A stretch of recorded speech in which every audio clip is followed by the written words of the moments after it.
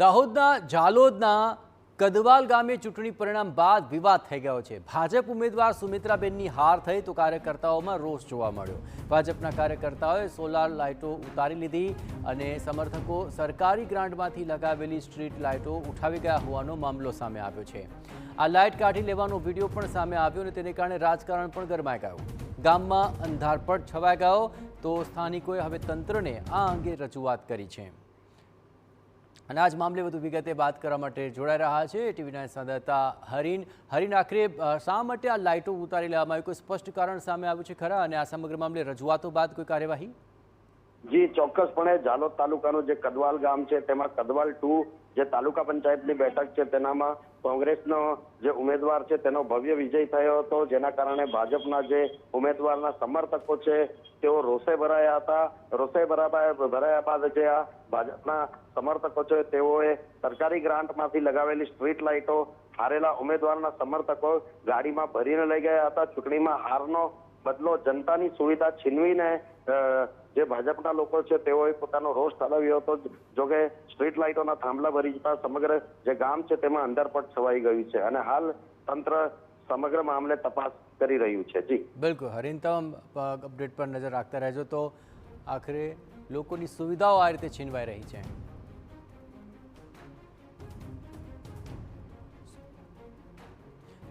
તો આ ગામના સ્થાનિક સુમનભાઈ આપણી સાથે જોડાયા છે। સુમનભાઈ, આખરે આ સ્ટ્રીટ લાઇટ શા માટે ઉતારી લેવામાં આવી, તેને લઈને કંઈ ફોડ પડી રહ્યો છે?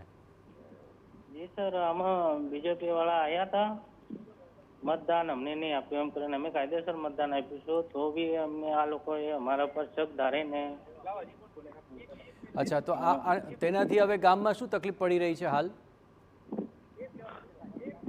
હાલ તો સાહેબ સુવિધા તો બધી ઘણી બધી જોઈએ છે, પણ અત્યારે થાંભલા રોપેલા હતા ને એ કાઢ લઈ ગયા છે એ લોકો। અચ્છા, કોણ લોકો હતા? એ બીજેપીના જસસિંહ મોગલાના છોકરા વયા હતા। અચ્છા, અને અંદાજે કેટલી સ્ટ્રીટ લાઇટ લઈ ગયા હશે? અંદાજે 15 થી 20 ઉપાડી લઈ ગયા। અચ્છા, આ મામલે કોઈ ફરિયાદ કરવામાં આવી છે ખરી? સર, ફરિયાદ તો કરવામાં આવી જ નહીં, આવી ખબર નથી મને તો, પણ હમણાં સર આવ્યા છે કોઈ મીડિયાવાળા। અચ્છા, ગામની સુવિધા આ રીતે તેમણે છીનવી લીધી તો હવે ગામને શું તકલીફ પડી રહી છે? ગામમાં તો સર રોડ રસ્તાની બધી તકલીફો તો ઘણી બધી છે।